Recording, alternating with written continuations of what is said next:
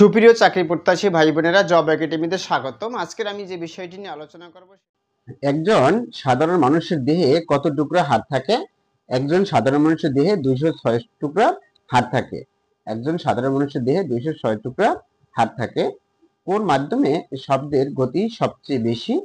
কঠিন মাধ্যমে শব্দের গতি সবচেয়ে বেশি। তাহলে প্রথম প্রশ্ন ছিল একজন সাধারণ মানুষের দেহে কয় টুকরা হাড় থাকে? 206 টুকরা হাড় থাকে। অনেক পরীক্ষা আসে। আর কোন মাধ্যমে শব্দের গতি সবচেয়ে বেশি? কঠিন মাধ্যমে শব্দের গতি সবচেয়ে বেশি।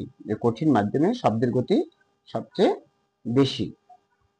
পারমাণবিক বোমার আবিষ্কারক কে? পারমাণবিক বোমার আবিষ্কারক ওপেনহেইমার। পারমাণবিক বোমার আবিষ্কারক ওপেনহেইমার। প্রাচীন পুণ্ড্রবর্ধন বা পুণ্ড্রনগর কোন স্থানে অবস্থিত? মহাস্থানগড়। প্রাচীন পুণ্ড্রনগর বা পুণ্ড্রবর্ধন কোথায় অবস্থিত? মহাস্থানগড়ে। 1952 সালের 21শে ফেব্রুয়ারি তারিখে তৎকালীন পাকিস্তানের প্রধানমন্ত্রী কে ছিলেন? খাজা নাজিমুদ্দিন।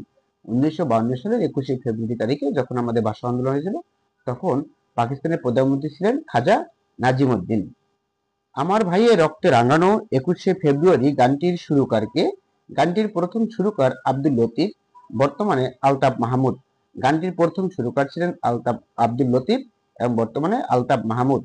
জাতীয় স্মৃতিসৌধের স্থপতি কে? জাতীয় স্মৃতিসৌধের স্থপতি সৈয়দ মাইনুল হোসেন। জাতীয় স্মৃতিসৌধের স্থপতি সৈয়দ মাইনুল হোসেন। বীরশ্রেষ্ঠ পদকপ্রাপ্তদের সংখ্যা কতজন? বীরশ্রেষ্ঠ পদকপ্রাপ্তদের সংখ্যা 7 জন। বীরশ্রেষ্ঠ পদকপ্রাপ্তদের সংখ্যা 7 জন। বীরশ্রেষ্ঠ হামিদুর রহমানের পদবী কি ছিলেন? সিপাহী। বীরশ্রেষ্ঠ হামিদুর রহমানের পদবী ছিলেন সিপাহী। সিপাহী বীরশ্রেষ্ঠ হামিদুর রহমান। বাংলাদেশের সবচেয়ে উঁচু চূড়ার নাম কি? বাংলাদেশের সবচেয়ে উঁচু চূড়ার নাম তাজিংডং বা বিজয়। বাংলাদেশের সবচেয়ে উঁচু চূড়ার নাম তাজিংডং বা বিজয়।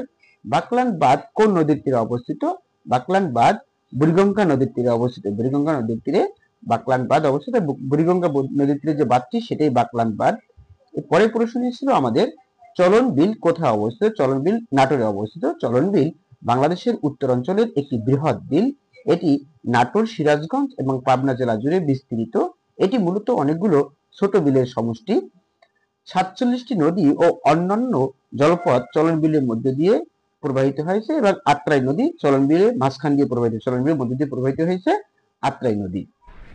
তারপরে প্রশ্নটা ছিল যে দহগ্রাম ছিটমহল কোন জেলায় অবস্থিত ছিল? দহগ্রাম ছিটমহল লালমনিরহাট জেলা। দহগ্রাম ছিটমহল লালমনিরহাট জেলায়।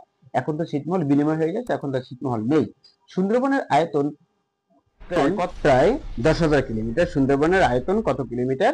সুন্দরবনের আয়তন প্রায় 10,000 বর্গ কিলোমিটার। সুপ্রিয় চাকরি প্রত্যাশী ভাই বোনেরা, আজকের এই পর্যন্তই। পরবর্তী কোনো ভিডিওতে আবার দেখা হবে। যদি আমার চ্যানেলটি ইউটিউব চ্যানেল থেকে দেখে থাকেন আমার এই ভিডিওটি, তাহলে আমার ভিডিওটি সাবস্ক্রাইব করে রাখবেন। আর যদি ফেসবুক পেজ থেকে দেখে থাকেন, তাহলে আমার ফেসবুক পেজটি ফলো করে রাখবেন এবং তাদের কাছে শেয়ার করে দেন যাদের এই ভিডিওটি প্রয়োজন বলে আমি মনে করেন। আজকে এই পর্যন্তই। পরবর্তী কোনো ভিডিওতে আবার দেখা হবে ইনশাআল্লাহ। ভালো থাকবেন।